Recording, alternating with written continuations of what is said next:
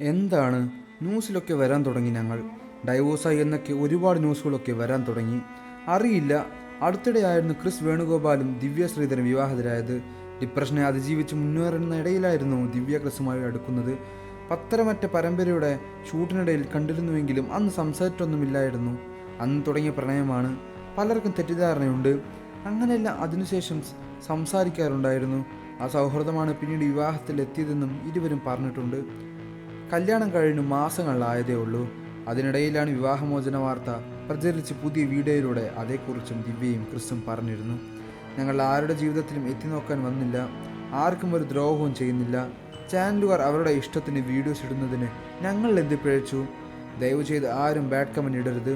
ഇഷ്ടമില്ലെങ്കിൽ കാണേണ്ട, അത്രയേ ഉള്ളൂ. ഞങ്ങളെ ഇഷ്ടപ്പെടുന്ന ഒത്തിരി നല്ല ആൾക്കാരുണ്ട്. അവരോടൊക്കെ ഒത്തിരി സ്നേഹവും നന്ദിയും മാത്രം എന്നായിരുന്നു ദിവ്യ പറഞ്ഞത്. ഞങ്ങൾ ഡൈവോഴ്സായി എന്ന ന്യൂസ് ഒക്കെ വരാൻ തുടങ്ങി. ഇനി അവർ എന്തെങ്കിലും തീരുമാനിച്ചിട്ടുണ്ടോ എന്ന് അറിയില്ല. എന്തായാലും ഞങ്ങൾ ഒന്നും തീരുമാനിച്ചിട്ടില്ല എന്ന് ദിവ്യയും പറയുന്നു. കഴിഞ്ഞ ദിവസം ഇതേ വീഡിയോയുമായി ക്രിസും രംഗത്തെത്തിയിരുന്നു.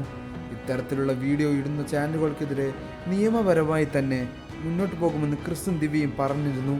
അതുപോലെ തന്നെ ഇപ്പോൾ ദിവ്യയും ഇതേക്കുറിച്ച് സംസാരിച്ച് രംഗത്തെത്തിയിരിക്കുകയാണ്.